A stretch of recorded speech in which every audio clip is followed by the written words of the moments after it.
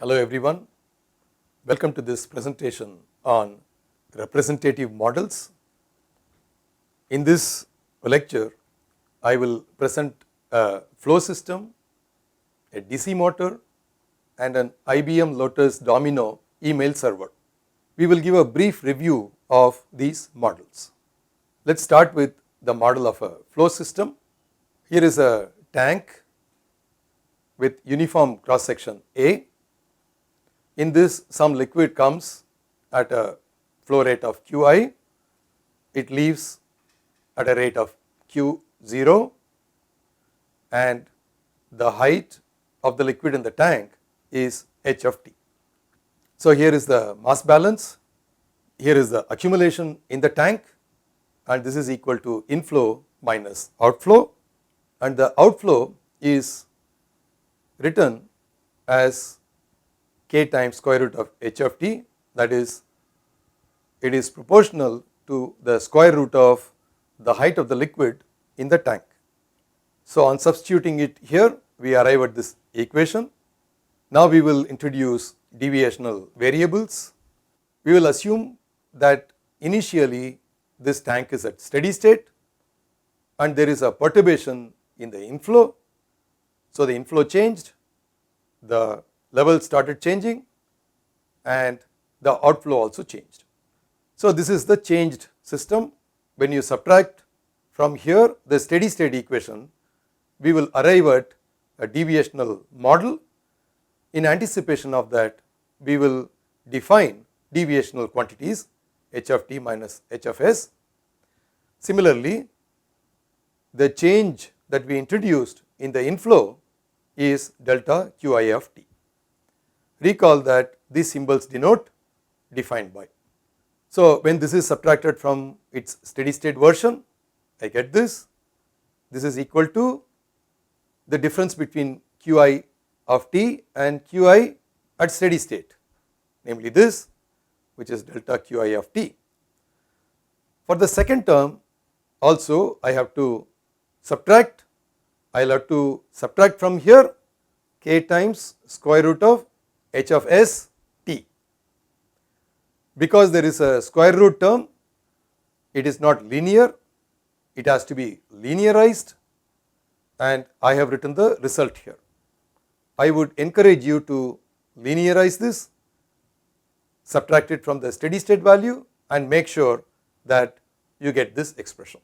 Here is the first order approximation. This is known as the initial condition or IC. This is also in the form x dot equals fx plus gu. Here the state is the height. So this is x dot, whatever that multiplies this x is f, and delta Qi is the input variable and that is denoted as u. In this case g will be equal to 1 over a. I would like the reader to find the values for f and g by going through this. Next we will take a DC motor. What is a DC motor? It is a popular rotary actuator. On application of an electrical voltage, the rotor rotates as per Newton's law of motion, which is given here, where theta is the angular position and j is the moment of inertia of the shaft. V, B, K are voltage, damping factor and a constant. So let us study this in little more detail. Recall the model. The initial angular position and the angular velocity may be taken to be 0. That is, the system is initially at rest. Suppose we also take this k equals b. Now let us define new variables. X1 is theta dot and x2 is theta. We obtain in standard form x dot equals fx plus gu. What are f and g? Those are given here, f and g, and x is already defined here, x1 and x2. I am not showing the derivation here. I would like the reader to substitute all this here and then arrive at these values. And as I mentioned earlier, because the velocity and the initial position are 0, the initial conditions are 0, 0. The same model can be used for satellite tracking antenna systems and ships if J by B is interpreted as the time constant. As a result, this model is used at many places. We will next go to the last model, which is the IBM Lotus Domino email server. This can handle emails of several thousand people at a time. The clients access the database of emails maintained by the server through remote procedure calls or RPCs.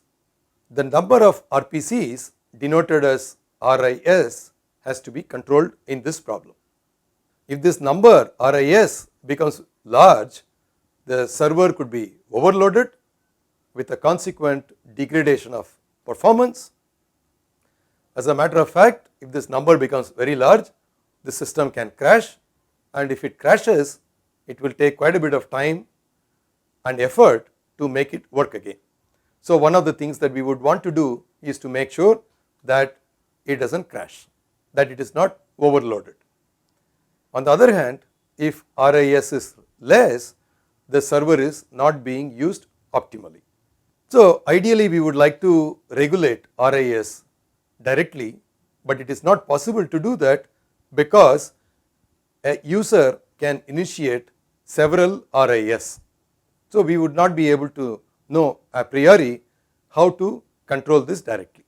So what we will do is, instead of regulating RIS directly, which I said is not possible, we will try to limit the maximum number of users, max users, who can simultaneously use the system. Number of users who can log in at a time is at our disposal. We can say that it cannot be more than, let's say, 200 people, whatever number we want to fix. And because of stochastic nature, it is difficult to come up with analytical model, but people at IBM obtained through experiments, data collection, curve fitting, etc., the following model. Okay.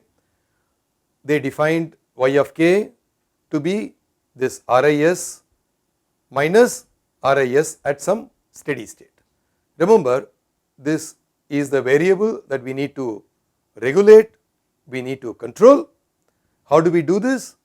By keeping a lid on maximum number of users. Okay, this is the input variable, this is the output variable. So we will use the variable x and y to denote the state and output. In this case, y is the output, and that is a number that needs to be regulated. That is, the RIS has to be regulated. Remember, if we have too much of this, the system may degrade, and if this is really large, the system could even crash. It could take a lot of time to bring it back. Whereas if it is too small, supposing you say that I will allow only 5 people to use at a time, then we are not using the system optimally. We will be using it suboptimally.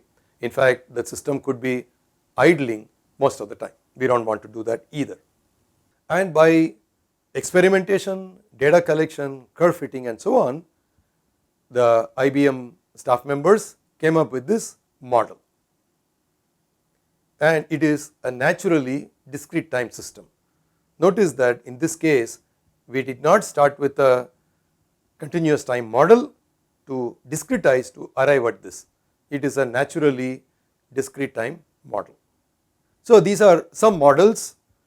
These are also in the standard form, x dot equals fx plus gu. Of course, this model is not exactly in that form.